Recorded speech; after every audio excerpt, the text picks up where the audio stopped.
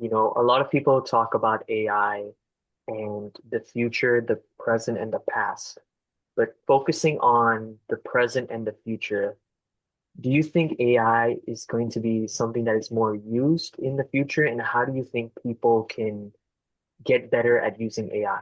Yes, a resounding yes. It will be part of our lives, whether we like it or not. It's already embedded in pieces of our lives that we don't really notice.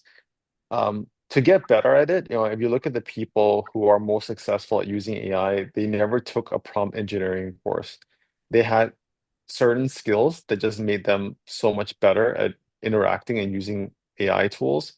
And I honestly, fundamentally, for me, is a combination or critical thinking and communication skills, right? The idea that if you're able to communicate clearly and well, and you're able to have the critical thinking to understand how to steer a conversation or what sounds right and wrong, you can get to the right answer by working with the AI towards it.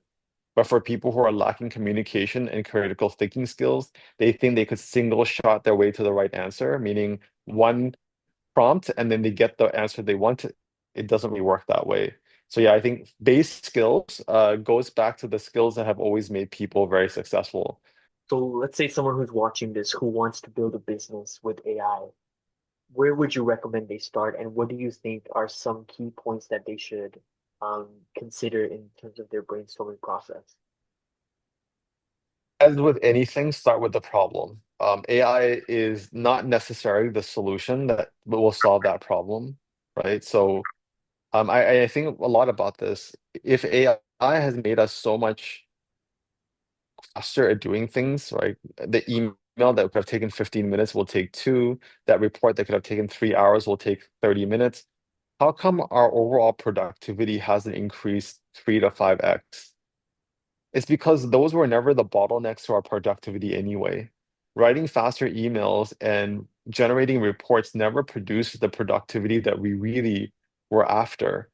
And so it tells us a lot about how we probably don't understand and we're perceiving productivity incorrectly. So one is like understand what you're applying it to. Are you solving the right problem? Is this the problem that's really the bottleneck? That if you release this bottleneck, you will get the outcomes you want. You will be able to solve the problem worth solving. So I think that's number one. So I would say that I know I didn't answer your question, but I'm kind of almost hoping that I could reframe it to that only if the problem requires or AI actually is the best tool to solve the problem. You don't necessarily have to use AI at all. So we talk about surreal journeys, and you mentioned your journey as well. But as for if you were to sum up your surreal journey and your journey in particular, what would you sum it up to be? I mean, I would say that I'm very grateful for the experiences I've had, whether it's, the chance to go to institutions like MIT to learn. I always felt like an imposter there. So it was very surreal to kind of be surrounded by those people, whether they were academics or fellow students. And really, yeah, it was a mix of in being in awe of how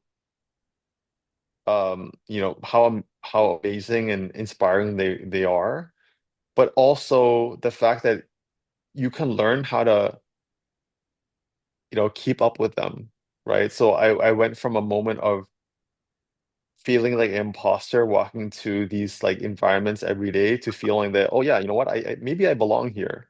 And maybe there is a way for me to contribute to the people here as well.